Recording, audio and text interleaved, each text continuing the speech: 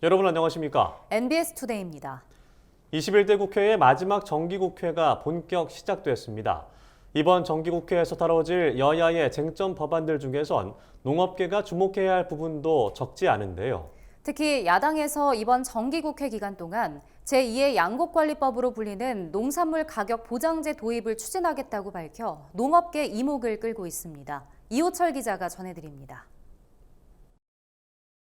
올해 초 국회를 뜨겁게 달궜던 양곡관리법 개정 논란이 이번 정기국회에서 재현될 전망입니다. 더불어민주당은 최근 윤석열 대통령의 거부권 행사로 폐기된 양곡관리법 개정안의 대안으로 농산물 가격 보장제 도입을 추진한다고 밝혔습니다. 민주당은 정부 여당이 반대했던 시장격리 의무화 대신 쌀을 비롯한 농산물 가격이 기준치 아래로 떨어졌을 때 차액 일부를 보전하는 제도를 도입할 계획입니다. 해당 제도를 도입해 농산물 가격의 급등락을 막고 농가 경영 안정을 한층 더 강화하겠다는 겁니다. 저희가 이번 정기국회 때 하나의 단일안으로 해서 이 양곡관리법을 좀 이렇게 다시 재추진하는 것을 추진하려고 하고 있습니다. 그래서 이번에는 시장격리 의무화를 빼고 정부와 그다음에 농민단체가 기준가격을 정하고 거기서 시장 가격과 차익이 된 부분에 대해서 차익이 발생한 부분에 대해서는 정부가 보전하는 방식. 그러니까 과거에 미국의 어떤 가격 손실 보전 제도 PLC와 유사한 그런 법을 저희가 좀 입법을 해놨습니다. 관건은 정부와 여당의 입장입니다. 정부는 농산물 가격 보장제가 도입되면 농산물의 과잉 생산을 유발할 수 있고 정부 재정 부담을 가중시킬 수 있다는 이유로 제도 추진을 경계하는 모양새입니다.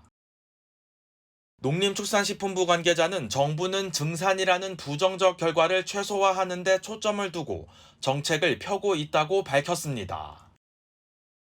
한우 축종만을 위한 한우법 제정안의 통과 여부도 농업계가 주목할 이슈 중 하나입니다. 한우업계는 다양한 축종을 다루는 현행 축산법으로는 변화하는 축산 환경에 장기적으로 대응하기 어렵다고 주장하며 국회가 한우법 제정안을 조속히 통과시켜야 한다고 요구해 왔습니다. 하지만 정부는 축산법 개정만으로 문제를 해결할 수 있다는 입장을 보이고 있습니다. 여당 내부적으로도 한우법 제정과 관련해 찬반 의견이 나뉘고 있어 제정안이 실제로 국회 문턱을 넘을 수 있을지는 아직 미지수입니다. 대통령 소속 농어업 농어촌특별위원회와 농어업인 삶의 질 향상 및 농어촌 지역개발위원회의 통합 문제가 이번 정기국회에서 매듭 지어질지도 관심사입니다. 농식품부는 정부의 위원회 통폐합 기조에 따라 농어업위와 삶의 질 위원회를 포함한 26개 소관위원회를 9개로 축소하는 안을 내놓은 상태입니다.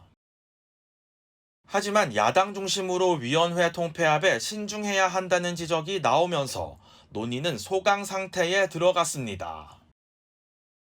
고향사랑기부제를 활성화하기 위한 법 개정 논의도 주목됩니다. 고향기부제가 시행된 올해 1월 이후 발의된 관련법 개정안은 모두 12건입니다.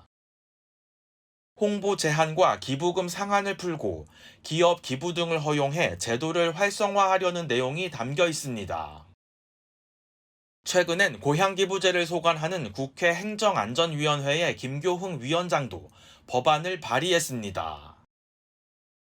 해당 법안은 전자매체나 향후회, 동창회 등을 통한 기부 독려를 가능케 하고 농협이나 수협 등 공실력 있는 기관이 기부금 접수를 위한 플랫폼을 만들 수 있도록 허용하는 게 골자입니다.